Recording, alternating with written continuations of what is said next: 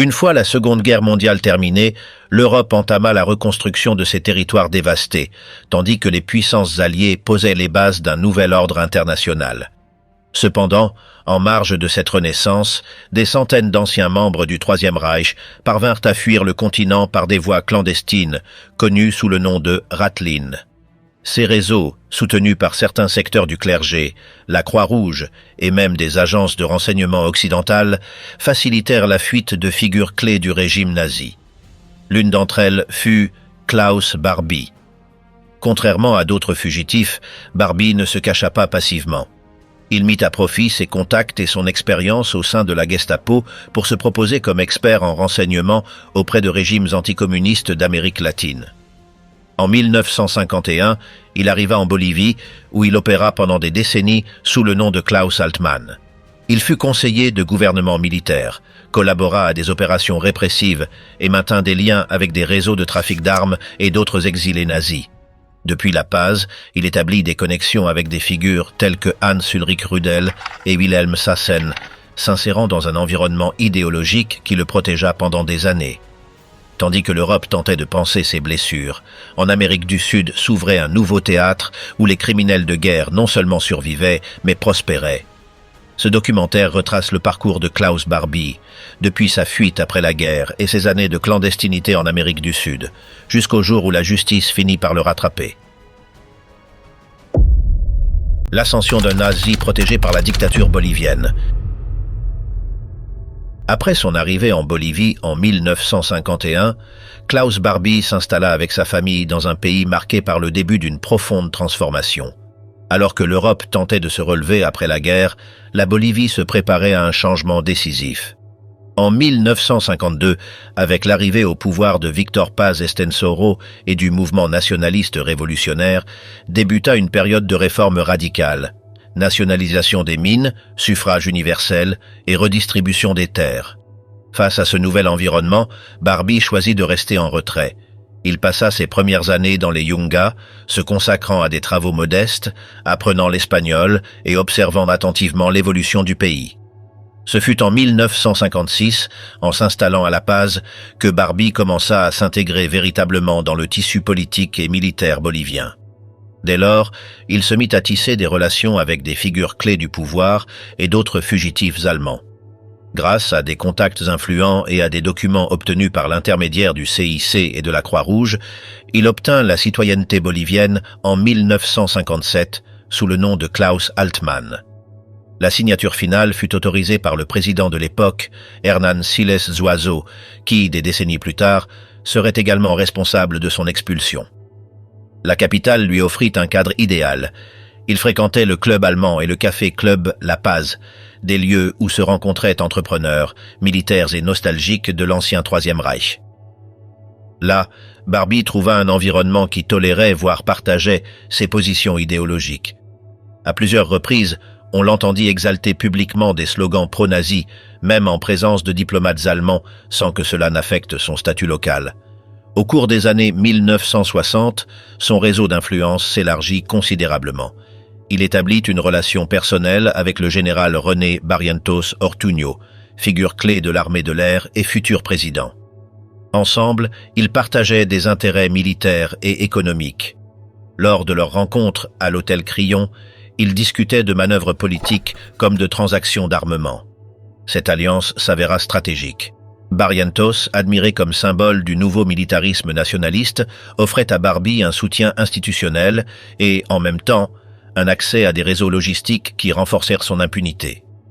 Pour l'ancien officier nazi, la Bolivie n'était pas un simple refuge, c'était un terrain fertile où son passé trouvait de nouvelles formes d'influence sous un autre drapeau. La relation étroite que Klaus Barbie avait cultivée avec René Barrientos atteignit un nouveau niveau après le coup d'État du 4 novembre 1964.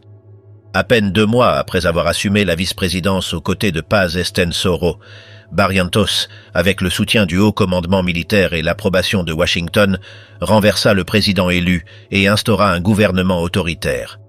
Barbie, attentif aux dynamiques du pouvoir, se présenta comme un expert dans la lutte contre la subversion et fut rapidement intégré comme conseiller au ministère de l'Intérieur.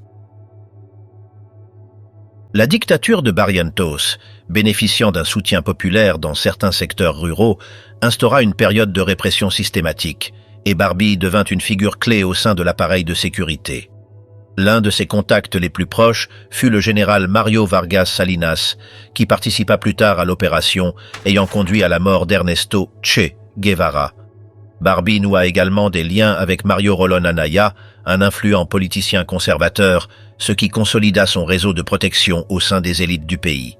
Son expérience en tant qu'officier nazi, combinée à ses relations d'affaires et au soutien du Bundesnachrichtendienst, lui conférait une position privilégiée et intouchable.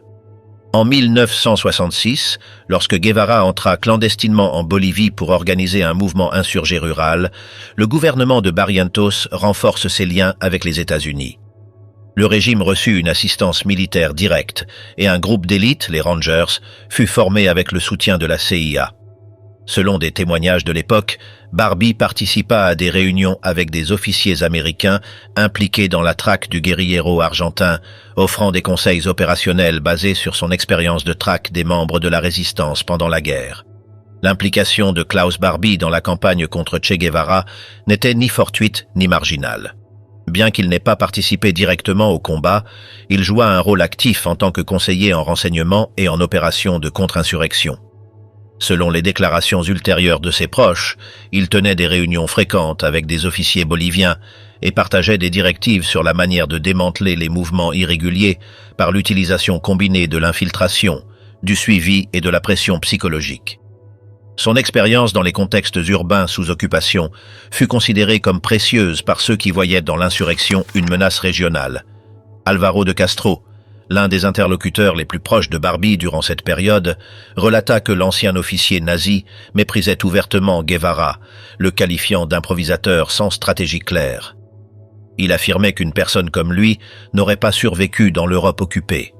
Ses opinions, partagées avec des cercles militaires et diplomatiques, renforcèrent sa réputation de connaisseur des méthodes les plus efficaces pour neutraliser les dissidents.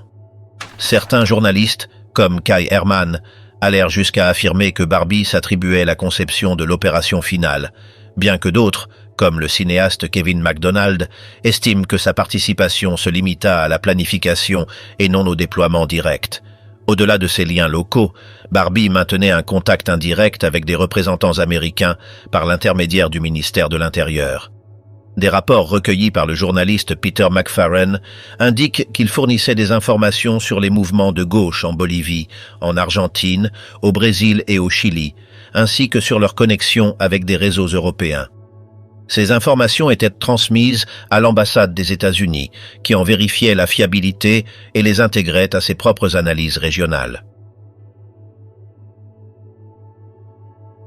L'opération qui culmina avec la capture et l'exécution de Guevara en octobre 1967 consolida le pouvoir de Barrientos et renforça l'alliance avec Washington.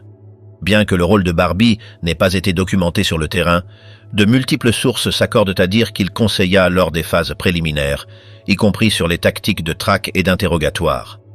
Après la mort du leader insurgé, le régime intensifia la répression interne, mettant en place des mécanismes de contrôle inspirés de modèles paramilitaires. Barbie, depuis sa position, collabora à la structuration de ces nouvelles unités, dont le fonctionnement rappelait de manière troublante les pratiques appliquées en Europe des décennies auparavant. Sa présence, bien que discrète, se faisait profondément ressentir dans les noyaux opérationnels de l'État bolivien. Consolidé en tant que conseiller du régime et étroitement lié au pouvoir militaire, Klaus Barbie entama en 1967 une nouvelle phase de ses activités en Bolivie, la fondation de l'entreprise navale Transmaritima Boliviana. Soutenu par de hauts gradés de l'armée et le président Barrientos lui-même, il présenta le projet comme une initiative commerciale et patriotique destinée à renforcer l'économie nationale et à soutenir la cause bolivienne de récupérer un accès souverain à la mer.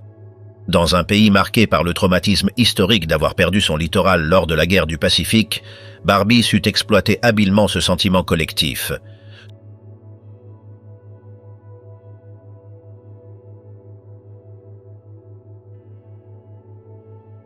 Sous le nom de Klaus Altmann, il se vit confier la direction générale de l'entreprise. Le gouvernement détenait la majorité des parts, le reste étant entre les mains de privés, dont l'Américain William Myers et Barbie lui-même. Depuis ses bureaux à La Paz et dans d'autres villes, il coordonnait des opérations commerciales incluant l'exportation de minerais, de bois et de sucre, ainsi que l'importation de produits industriels. Mais le véritable objectif de Transmaritima allait au-delà du commerce légal. Selon les témoignages de Velasco Carrasco, promoteur de la campagne « Un bateau pour la Bolivie », et des documents recueillis des années plus tard, Barbie utilisa la compagnie comme une plateforme discrète pour le trafic d'armes.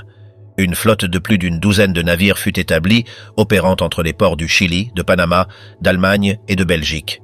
La façade commerciale servit également de couverture pour des opérations liées au trafic d'armement avec le soutien de l'entreprise allemande Merex AG. Grâce à son passeport diplomatique et à sa position au sein de l'entreprise, Barbie voyageait librement en Amérique et en Europe, maintenant des contacts avec d'anciens collaborateurs nazis et des cercles de l'ultra-droite internationale. À Madrid, il rencontra Otto Skorzeny et des représentants du groupe néo-fasciste CEDAD, qui soutiendraient plus tard sa cause lors de la tentative de coup d'État en Bolivie en 1980. Il plaça également son fils, Klaus Georg, comme représentant de Transmaritima à Hambourg. La mort soudaine de Barrientos, en avril 1969, dans un accident d'hélicoptère jamais totalement élucidé, affaiblit le réseau qui avait soutenu l'ascension de Barbie. Bien qu'il continuât à opérer, la perte de son principal protecteur au sein du gouvernement mit en évidence la vulnérabilité de sa position face aux changements dans les équilibres du pouvoir.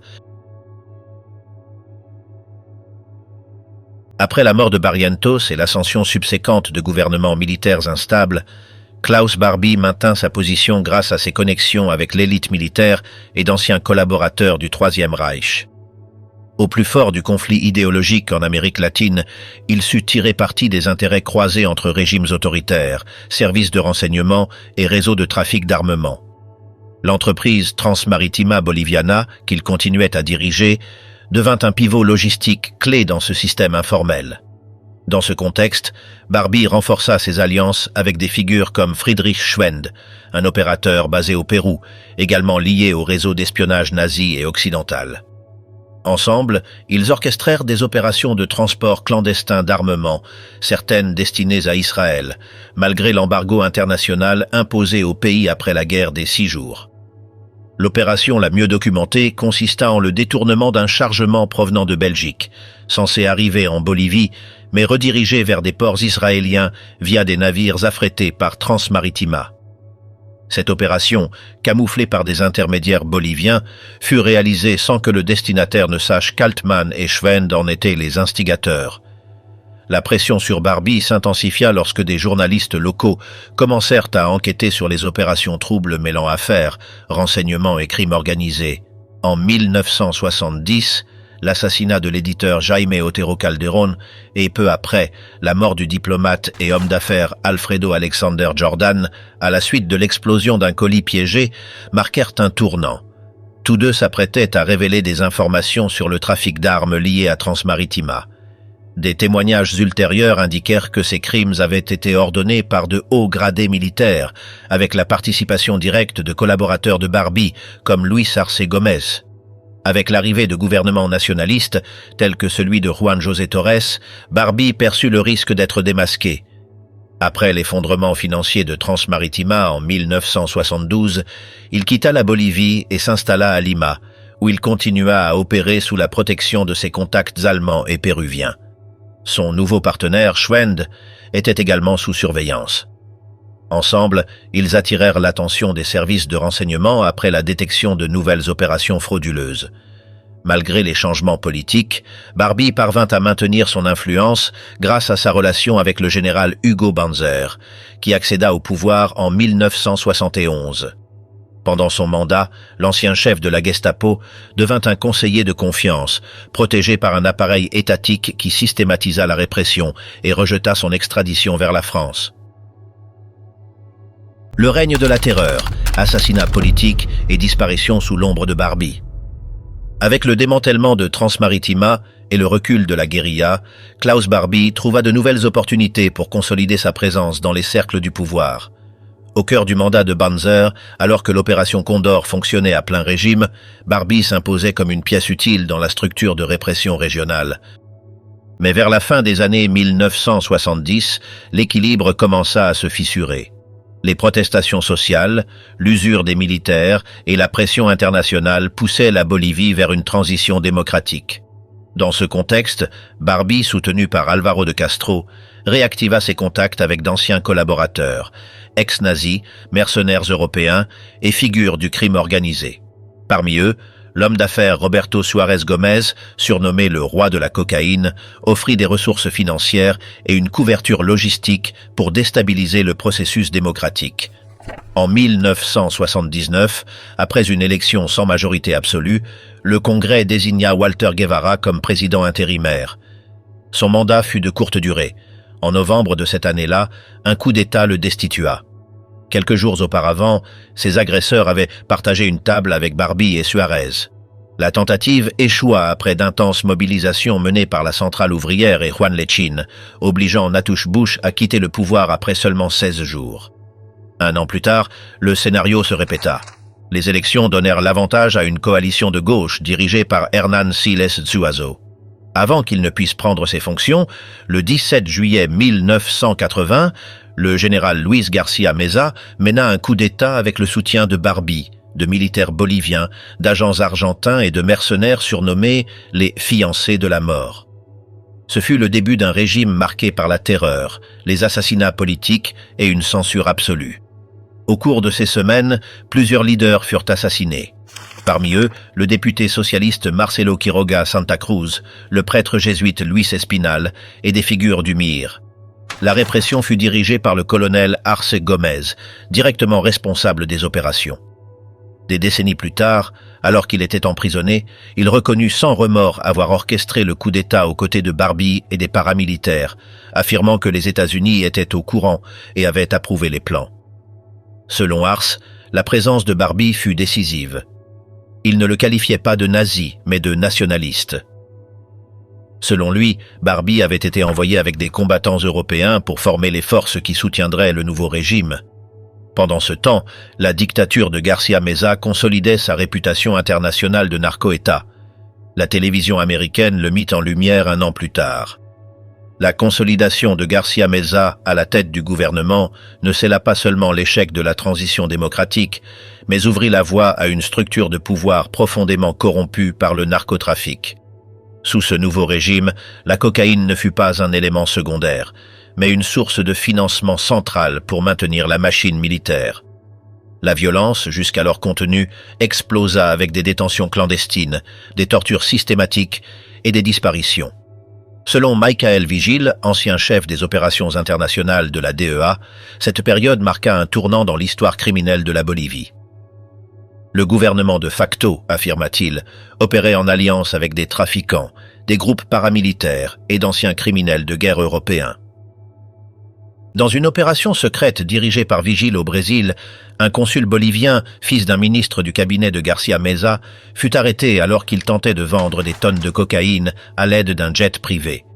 Le chargement fut intercepté grâce à un piège tendu dans un ranch près de Sao Paulo. À bord de l'avion se trouvaient des membres du cercle intime du narco-État bolivien. Ce n'était qu'un exemple supplémentaire de la manière dont la politique et le crime avaient cessé de se distinguer. Les bénéfices étaient colossaux. Arce Gómez estimait que la production de cocaïne générait au moins 1200 millions de dollars, bien que cette somme ait été largement dépassée. Roberto Suárez Gómez alla jusqu'à proposer de rembourser la dette extérieure du pays, environ 3800 millions, en échange de la libération de son fils détenu aux États-Unis. Cette proposition n'aboutit jamais, et Roby Suárez mourut peu après dans une fusillade à Santa Cruz. Bien qu'il n'existe aucune preuve de la participation directe de Barbie dans le trafic, son rôle au sein de l'appareil répressif fut crucial. Il ne cherchait pas à s'enrichir, mais à se protéger. Sa priorité était de maintenir des liens étroits avec les généraux nationalistes et d'éviter toute tentative d'extradition. Il déléguait souvent ses contacts les plus sensibles à Álvaro de Castro, son homme de confiance. Bien qu'il évitât d'apparaître dans les bureaux officiels, il était fréquent de le voir dans des cafés ou des clubs sociaux prisés par l'élite bolivienne. En parallèle, sa figure commençait à déranger. Des rapports de presse au Mexique et en Espagne, ainsi que des articles du New York Times, exposèrent ses liens avec les militaires, les mercenaires européens et le narcodollar. Ces publications, signées sous pseudonyme par Peter McFarlane et John Enders, placèrent Barbie sous le feu des projecteurs internationaux. C'était le début de sa chute. L'appareil de pouvoir qui avait protégé Klaus Barbie pendant des décennies commença à montrer des fissures après la publication d'une série d'articles qui secouèrent l'opinion publique bolivienne. L'enquête, menée par les journalistes Peter McFarlane et John Enders, fut la première à établir un lien documenté entre les militaires putschistes, les paramilitaires, les trafiquants de cocaïne et Barbie lui-même. L'impact fut immédiat. La presse locale reproduisit presque intégralement les reportages, tandis que la communauté diplomatique à La Paz prenait note des implications. Peu après, McFarlane et Edward Schumacher, correspondants du New York Times, décidèrent de suivre la piste des personnes impliquées. Les informations recueillies les conduisirent jusqu'au Café Club La Paz, un lieu fréquenté par des politiciens et des entrepreneurs, mais aussi par des figures comme Alvaro de Castro et Barbie. De là, les journalistes les observèrent, documentèrent leurs mouvements et, quelques jours plus tard, les suivirent sur le Paseo El Prado. La promenade s'acheva devant l'ancien siège du syndicat COB où, des années auparavant, un massacre politique avait eu lieu. McFarlane parvint à les photographier ensemble, des images qui seraient les dernières de Barbie avant son arrestation. Entre-temps, ils se rendirent à Santa Cruz, alors en plein essor grâce au commerce de la cocaïne. Là, dans la prison locale, ils réussirent à interviewer Herbert Koplin, un ancien membre des SS impliqué dans le coup d'État de Garcia Meza. Koplin révéla des détails sur la participation de paramilitaires et de mercenaires étrangers dans le trafic de drogue. Il mentionna également que Barbie vivait à Cochabamba, toujours protégée et encore liée au ministère de l'Intérieur. Suivant cette piste, McFarlane et Maribel Schumacher localisèrent la maison du fugitif dans le quartier de Cala Cala. Après plusieurs tentatives infructueuses pour obtenir une interview, ils furent interceptés par un groupe armé qui les conduisit dans un quartier militaire. Là, séparés et menacés pendant des heures, on leur demanda de révéler comment ils avaient trouvé Barbie. L'intervention de l'ambassade américaine contribua à empêcher d'éventuelles représailles et permit leur libération. Ce même soir, Barbie reçut la visite du général Vildoso, qui assumerait peu après la présidence de facto. Cette réunion confirma que l'ancien agent de la Gestapo maintenait encore des liens avec le haut commandement. Malgré les risques, les articles de McFarlane et Schumacher furent publiés peu après dans El País et Excelsior, révélant au monde l'implication directe du boucher de Lyon dans le réseau de pouvoir qui soutenait la dernière dictature bolivienne. À mesure que le régime de Garcia Meza s'effondrait, les connexions entre Klaus Barbie, le narcotrafic et les élites militaires étaient mises en lumière. L'un des liens les plus troublants fut sa relation avec Roberto Suárez Gómez, le principal financier du coup d'État de 1980 et figure centrale de l'essor de l'économie de la cocaïne. Selon les témoignages recueillis par Aida Levy, épouse de Suárez, Barbie participa à des réunions clés qui définirent le renversement du gouvernement civil. Lors de ces soirées, organisées entre La Paz, Cochabamba et Buenos Aires, non seulement des alliances furent forgées avec la junte militaire argentine, mais il fut également convenu d'investir 5 millions de dollars pour garantir le succès du coup d'État. Levy se souvint que Barbie assista à l'anniversaire de son mari en janvier 1980. Au cours du dîner, il affirma avoir réalisé des enquêtes dans plusieurs régions du pays et conclut qu'il existait un large soutien social à une solution militaire. Il insista sur le fait que Garcia Meza était l'homme idéal pour diriger cette transition autoritaire. Quelques jours plus tard, Suárez se rendit dans la capitale pour sceller l'accord avec les chefs militaires et les leaders entrepreneuriaux. Le soutien de la junte argentine ne tarda pas à arriver. L'opération s'intégra au schéma régional de répression connu sous le nom de Plan Condor. Mais cette alliance avec Barbie prit bientôt une autre tournure. En 1981, sous une forte pression américaine, Barbie lui-même avertit Levy que son mari figurait en tête d'une liste établie par la DEA recensant les principaux barons du narcotrafic. Craignant des représailles, Suárez ordonna à l'Allemand de rappeler à Garcia Meza et Arce Gómez les engagements pris avant le coup d'État. La réponse fut sans équivoque. Le président n'acceptait pas les menaces et son ministre de l'Intérieur était sur la sellette. Quelques semaines plus tard, la liste fut rendue publique et Arce Gómez présenta sa démission. Dans les mois qui suivirent, Barbie commença à envoyer à Suarez des articles de presse internationaux le liant au régime. Lévy décrivit cette période comme un cauchemar grandissant. Malgré cela, Suarez conserva des privilèges. Il fut arrêté après la transition démocratique de 1982, mais en prison, il vécut dans le confort, entouré de sa famille. Dans des interviews ultérieures, il confessa son repentir. Il mourut en liberté en l'an 2000, tandis que Barbie connaissait un destin bien différent. Le début de la fin, Barbie cesse d'être invisible. Durant ces années, Monica disparut de l'entourage familial. Sa correspondance devint sporadique et ambiguë. Dans une de ses dernières lettres, elle se contenta d'écrire qu'elle allait bien. Elle était devenue presque méconnaissable pour ses sœurs. Elle voyageait fréquemment, se déplaçait entre l'Europe et l'Amérique latine sous de faux noms et maintenait des contacts avec des figures comme Régis Debray, qui lui dédia plus tard un roman retraçant leurs relations et ses années dans la clandestinité. L'assassinat d'Inti Peredo, torturé et exécuté sur ordre de Roberto Quintanilla, eut un effet déterminant. Monica, proche du leader guérillero et liée affectivement à son entourage, adopta une position de plus en plus radicale. L'appareil de sécurité du régime bolivien, dans lequel Barbie jouait un rôle de conseiller, suivait déjà ses mouvements avec attention. La décision d'agir ne tarda pas. En avril 1971, une femme blonde, élégante, dissimulée derrière des lunettes noires et une perruque, entra dans le consulat bolivien à Hambourg. Elle se présenta comme touriste et demanda à parler au consul.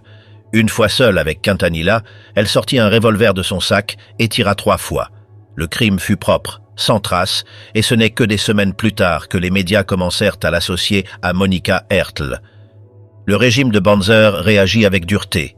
La récompense pour sa capture dépassa même celle offerte pour le Che.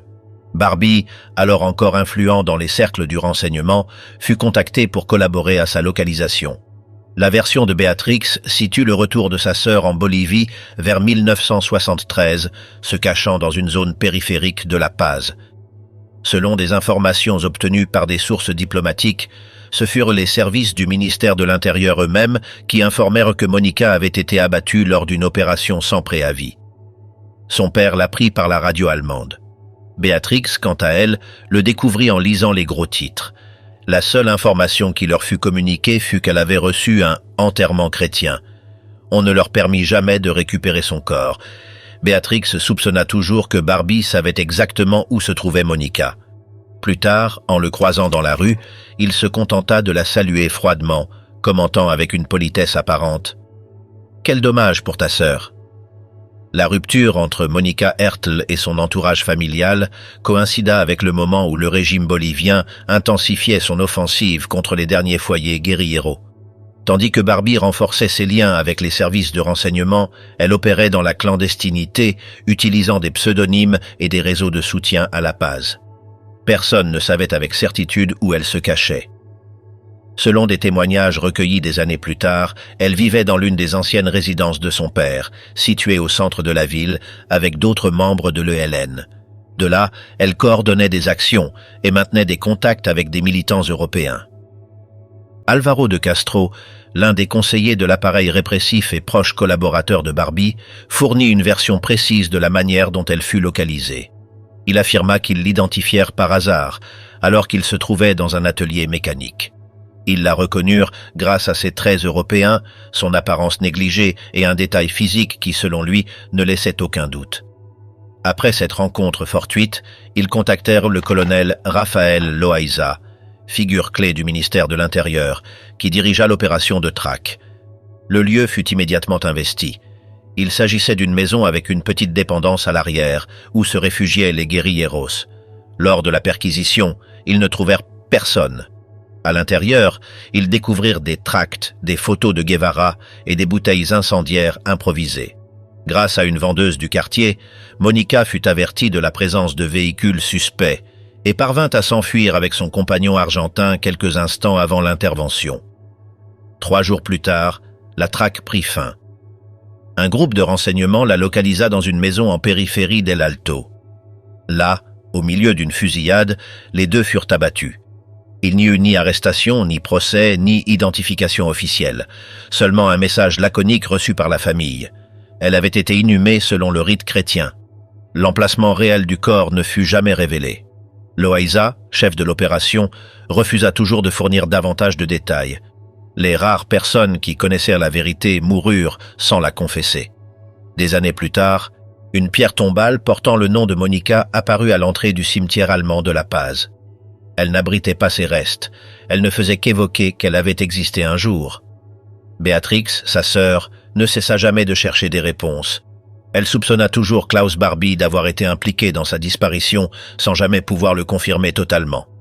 Plus tard, en le croisant dans la rue, il la salua avec courtoisie et sans qu'elle prononce un mot, commenta d'un ton neutre qu'il était vraiment dommage ce qui était arrivé à sa sœur. Alvaro de Castro, l'un des conseillers de l'appareil répressif et proche collaborateur de Barbie, fournit une version précise de la manière dont elle fut localisée. Il affirma qu'ils l'identifièrent par hasard, alors qu'il se trouvait dans un atelier mécanique. Ils la reconnurent grâce à ses traits européens, son apparence négligée et un détail physique qui, selon lui, ne laissait aucun doute. Après cette rencontre fortuite, ils contactèrent le colonel Rafael Loayza, figure clé du ministère de l'Intérieur, qui dirigea l'opération de traque. Le lieu fut immédiatement investi. Il s'agissait d'une maison avec une petite dépendance à l'arrière, où se réfugiaient les guérilleros. Lors de la perquisition, ils ne trouvèrent personne. À l'intérieur, ils découvrirent des tracts, des photos de Guevara et des bouteilles incendiaires improvisées. Grâce à une vendeuse du quartier, Monica fut avertie de la présence de véhicules suspects et parvint à s'enfuir avec son compagnon argentin quelques instants avant l'intervention. 3 jours plus tard, la traque prit fin. Un groupe de renseignement la localisa dans une maison en périphérie d'El Alto. Là, au milieu d'une fusillade, les deux furent abattus. Il n'y eut ni arrestation, ni procès, ni identification officielle. Seulement un message laconique reçu par la famille. Elle avait été inhumée selon le rite chrétien. L'emplacement réel du corps ne fut jamais révélé. Loayza, chef de l'opération, refusa toujours de fournir davantage de détails. Les rares personnes qui connaissèrent la vérité moururent sans la confesser. Des années plus tard, une pierre tombale portant le nom de Monica apparut à l'entrée du cimetière allemand de La Paz. Elle n'abritait pas ses restes, elle ne faisait qu'évoquer qu'elle avait existé un jour. Béatrix, sa sœur, ne cessa jamais de chercher des réponses. Elle soupçonna toujours Klaus Barbie d'avoir été impliqué dans sa disparition sans jamais pouvoir le confirmer totalement. Plus tard, en le croisant dans la rue, il la salua avec courtoisie et sans qu'elle prononce un mot, commenta d'un ton neutre qu'il était vraiment dommage ce qui était arrivé à sa sœur. Découvrir Klaus Altmann, l'identité secrète de Barbie dévoilée. Parallèlement à ses activités en Amérique du Sud, où il restait lié à des dictatures militaires, une campagne acharnée voyait le jour en Europe pour le traduire en justice. Son principal moteur, Beate et Serge Klarsfeld.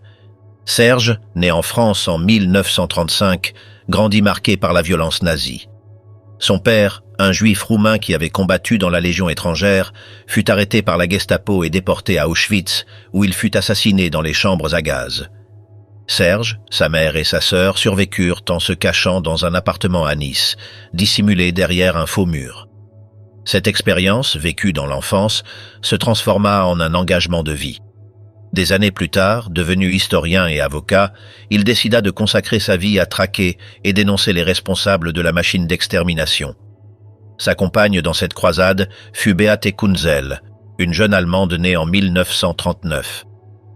Ils se rencontrèrent à Paris en 1960, alors qu'elle travaillait comme jeune fille au pair et étudiait le français. Beate venait d'une famille ordinaire de l'après-guerre. Son père avait servi dans la Wehrmacht et dans son entourage régnait le silence sur ce qui s'était passé sous le Troisième Reich. Ce fut Serge qui l'initia à l'histoire occultée de son propre pays, éveillant en elle une conscience critique qui la détourna du conformisme de sa génération. L'histoire personnelle des deux incarnait un dilemme moral profond. Leurs enfants auraient pour grands-parents un soldat allemand et une victime de l'Holocauste. Beate ne voulait pas qu'ils grandissent sans réponse. Sa motivation naissait de cette dualité et du désir de réparer, au moins en partie, une dette historique que la majorité des Allemands évitèrent d'affronter. À travers des recherches minutieuses, des publications, des conférences et des actions publiques à fort impact, Les Klarsfeld identifièrent Barbie comme l'un des criminels de guerre les plus recherchés encore en liberté. Dès lors, leur nom devint synonyme de ténacité. Le couple ne se contenta pas d'apporter des preuves sur le passé de Barbie. Il parvint à mobiliser l'opinion publique internationale, obligeant le monde à poser à nouveau les yeux sur un homme que beaucoup avaient préféré oublier. Au début des années 1970, la traque de Klaus Barbie par les Klarsfeld entra dans une nouvelle phase.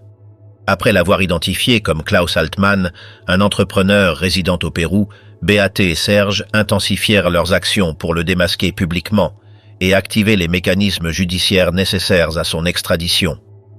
En janvier 1972, le quotidien français L'Aurore publia un reportage avec des photographies et des informations confirmant la véritable identité de l'ancien chef de la Gestapo à Lyon. La nouvelle provoqua un choc en France, mobilisa les associations de déportés et rouvrit le dossier dans les tribunaux allemands. La pression s'intensifia. Laura Moulin, sœur du célèbre leader de la résistance assassiné après avoir été brutalement interrogé par Barbie, écrivit une lettre de soutien à Beaté, dénonçant l'indulgence des tribunaux allemands et l'abandon des victimes.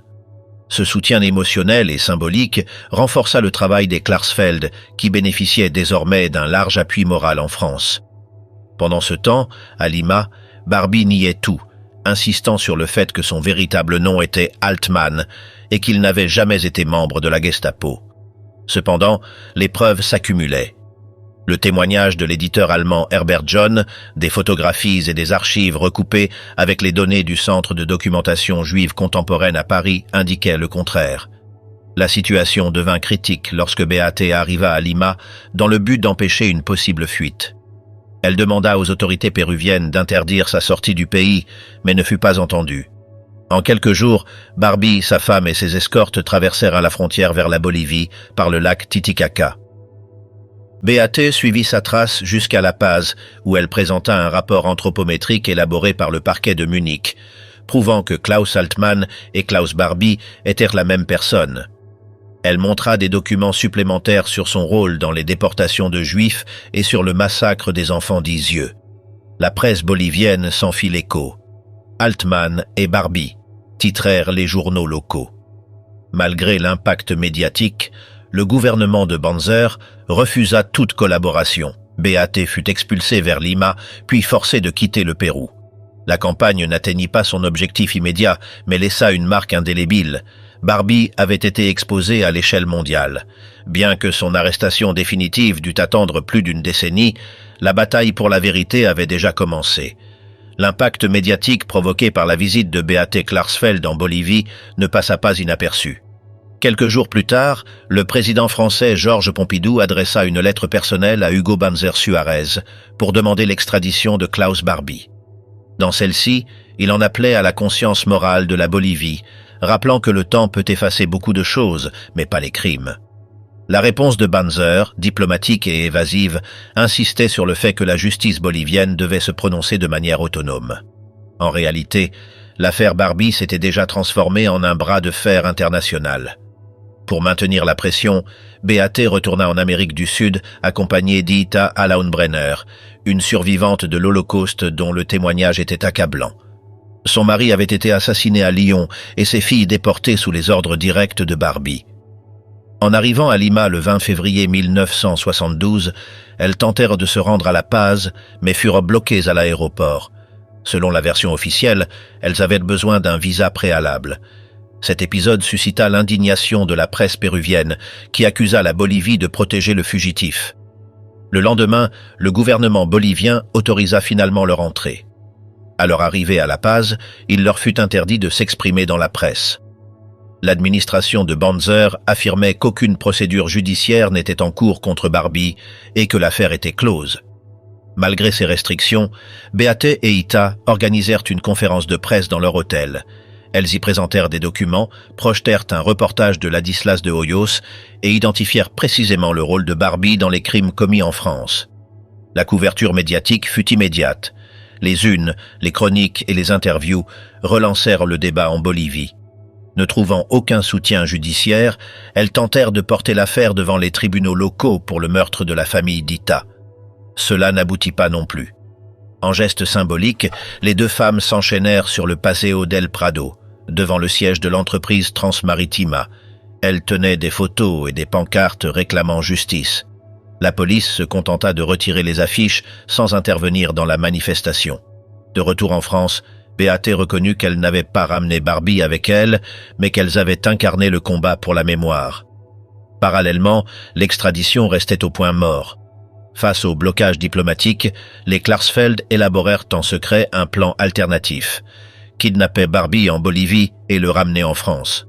L'opération devait bénéficier du soutien du philosophe Régis Debray et de journalistes boliviens, mais elle ne se concrétisa jamais. Malgré tout, Barbie n'était plus invisible. Suite à l'agitation médiatique suscitée par les actions de Beate Klarsfeld et Ita Halaunbrenner à La Paz, l'affaire Barbie fut transférée à la Cour suprême bolivienne. Le 11 décembre 1973, les magistrats désignés par le régime de Banzer statuèrent que Klaus Altmann était un citoyen naturalisé et ne pouvait être extradé vers la France. Ils invoquèrent l'absence d'un traité d'extradition et la prétendue prescription des délits. Cette résolution consolida momentanément l'impunité de l'ancien officier nazi. Barbie, cependant, savait qu'il ne pouvait plus se déplacer avec la même liberté qu'auparavant. Son identité était exposée et les tentatives pour le capturer ne s'arrêtèrent pas. Malgré cela, il ne rompit pas ses liens avec le pouvoir. À Cochabamba, il s'installa avec sa famille dans une maison discrète du quartier Cala-Cala. De là, il maintint des contacts avec l'armée, en particulier avec la 7e division et le bureau chargé du contrôle des opposants. C'est dans ce contexte qu'il renforça ses liens avec d'autres nazis en fuite, comme Walter Rauff et Friedrich Schwend, élargissant son réseau de contacts en Amérique latine pendant les années les plus actives de l'opération Condor. Parallèlement, certains tentèrent de rendre justice à Barbie par leurs propres moyens. En 1974, le jeune Mikkel Goldberg voyagea de France en Bolivie avec l'intention de le tuer. Il localisa son domicile et se prépara à tirer, mais il n'eut finalement pas le courage de passer à l'acte. Ce fut l'une des nombreuses tentatives de vengeance qui échouèrent. Sur le plan commercial, Barbie s'associa à Alvaro de Castro pour la vente d'armements. Ensemble, ils représentèrent des entreprises européennes, telles que Steyr Daimler Puch, et proposèrent du matériel militaire au gouvernement de Banzer. Selon Simon Wiesenthal, Barbie servait d'intermédiaire discret entre les militaires boliviens et les entreprises étrangères, garantissant la discrétion en échange de protection. Pendant ce temps, les Klarsfeld subissaient des représailles pour leur activisme. En mai 1972, ils reçurent un colis piégé à leur domicile. Seule leur prudence évita une tragédie.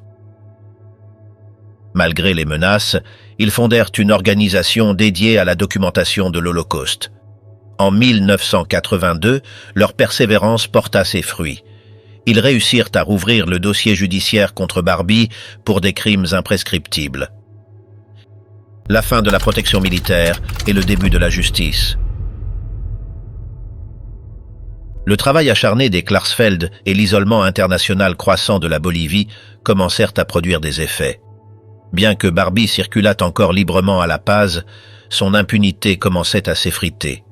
La chute du régime militaire et l'arrivée au pouvoir de Hernán Siles Zuazo en octobre 1982 marquèrent un tournant décisif.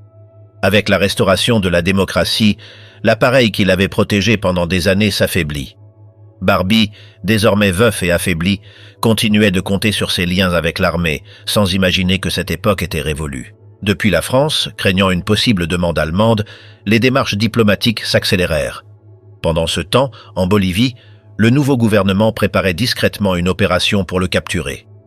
Parmi les artisans de cette opération figurait Gustavo Sánchez Salazar, journaliste et militant de gauche chevronné, qui, des décennies plus tôt, avait tenté sans succès de l'arrêter. Il avait désormais une nouvelle opportunité. Sous prétexte d'une ancienne dette commerciale avec la Comibol, l'affaire fut relancée. Barbie reçut une notification urgente. Il ignora les délais. En se présentant sans avocat dans un bureau gouvernemental, il discuta avec un fonctionnaire et fut arrêté le 25 janvier 1983. Bien que l'affaire fût administrative, elle dissimulait un réseau politique soutenu par la France, les États-Unis et des acteurs locaux. L'ancien réseau d'impunité s'était effondré, Garcia Meza et Arce Gomez étaient en fuite. Dans un pays secoué par une hyperinflation, des manifestations et des divisions internes, la capture de Barbie surprit le monde. La coalition de Siles Zuazo était fragile, mais cette arrestation renforça son image internationale. Tandis que la France préparait son extradition depuis Cayenne, l'Allemagne hésitait. Elle craignait que ne soient révélés les liens passés entre Barbie et ses services secrets. Paris prit l'avantage, promettant une aide économique et un soutien politique. Le 4 février, Gustavo Sanchez fut nommé vice-ministre de l'Intérieur. Ce même jour, il coordonna l'expulsion. Alors que l'entourage de Barbie tentait de régler la dette, le gouvernement avait déjà scellé son sort. Pour déjouer la presse, un leurre fut organisé avec un homme encagoulé. En parallèle, Barbie fut escortée par une sortie latérale jusqu'au ministère. Dans les sous-sols de cet édifice, symbole de la répression, Sanchez l'interrogea. Barbie ne montra aucun remords. « Ce n'est pas moi qui ai cherché les militaires, ce sont eux qui sont venus à moi. » Peu après, il fut transféré en secret à la base d'El Alto. Là, un avion militaire l'attendait pour l'emmener à Cayenne. Pas de caméra ni d'annonce, rien que le silence de la faim. Pendant le vol, Barbie crut qu'il serait conduit en Allemagne. À la tombée de la nuit, il comprit qu'il n'y aurait pas de retour en arrière. Une fois sur sol étranger, la phase finale de son histoire commençait. Après le vol nocturne depuis la Bolivie, Klaus Barbie atterrit sur la piste de l'aéroport de Cayenne, en Guyane française. À bord, le silence n'était rompu que par les questions du journaliste bolivien Carlos Soria Galvaro, qui profita de l'isolement du trajet pour recueillir le dernier témoignage du criminel nazi. Une fois à terre, Barbie fut officiellement arrêté. Dans un hangar à proximité, un juge français lui lut les accusations, crimes contre l'humanité. Immédiatement, il fut placé en détention. Les images de ce moment montrent un homme méconnaissable. Son arrogance habituelle avait disparu. Soria Galvaro se souviendrait plus tard l'avoir vu défait, le regard vide. Menotté au poignet, escorté par des agents français, Barbie fut conduit à un avion DC-8 qui le transporta pendant 9 heures jusqu'aux environs de Lyon. À son arrivée, une unité militaire l'accueillit et il fut transféré en hélicoptère à la prison de Montluc. Dans ce même bâtiment, des décennies plus tôt, il avait ordonné tortures et exécutions pendant l'occupation nazie. Une plaque à l'entrée rappelait les plus de 10 000 prisonniers passés par ces cellules. Soria Galvaro l'accompagna jusqu'à la fin du trajet. Lors de l'entretien, Barbie tenta de maintenir une narration d'innocence. Il revendiqua son identité de citoyen bolivien, nia toute responsabilité dans les crimes commis en Europe et qualifia son expulsion de kidnapping. En évoquant le Troisième Reich, Barbie affirma que ses sympathies n'avaient jamais changé. Il prétendit que la guerre avait été l'erreur fondamentale et que le nazisme était mort avec elle. Concernant ses victimes en France, il refusa de répondre, affirmant avoir agi comme n'importe quel État face à une insurrection.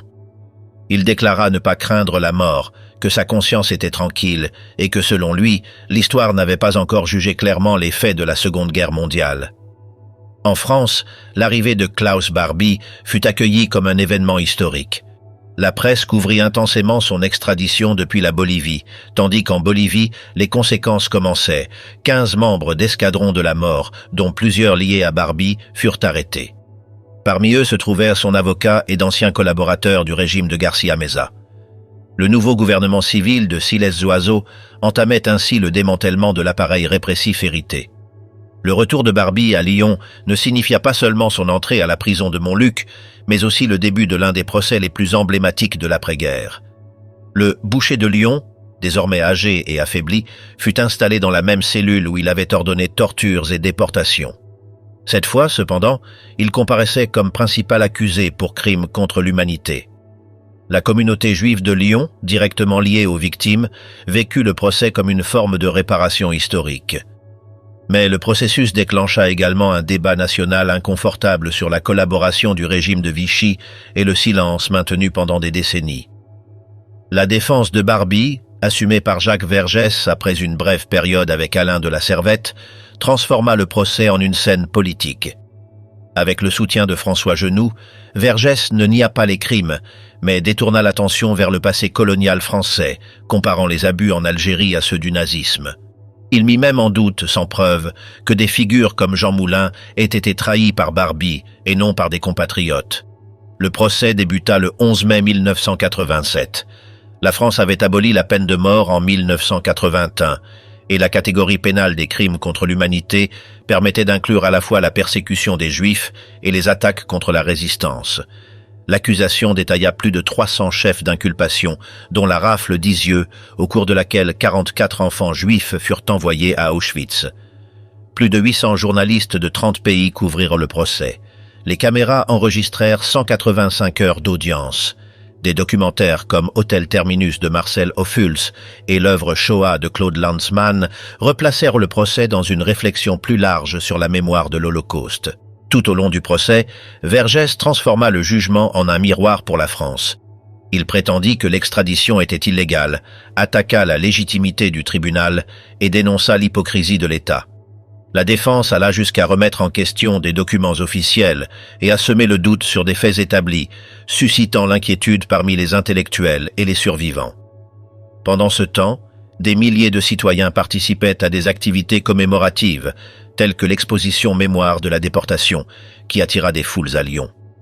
Des personnalités comme Elie Wiesel et Jürgen Habermas alertèrent sur le risque du révisionnisme et rappelèrent que l'essentiel n'était pas l'accusé, mais la vérité historique et la dignité des victimes.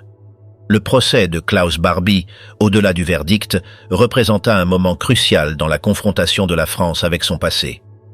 Dans ce climat, le journal Le Monde publia un supplément spécial de 40 pages pour contextualiser le procès et présenter en détail les parcours des avocats, des témoins et des magistrats.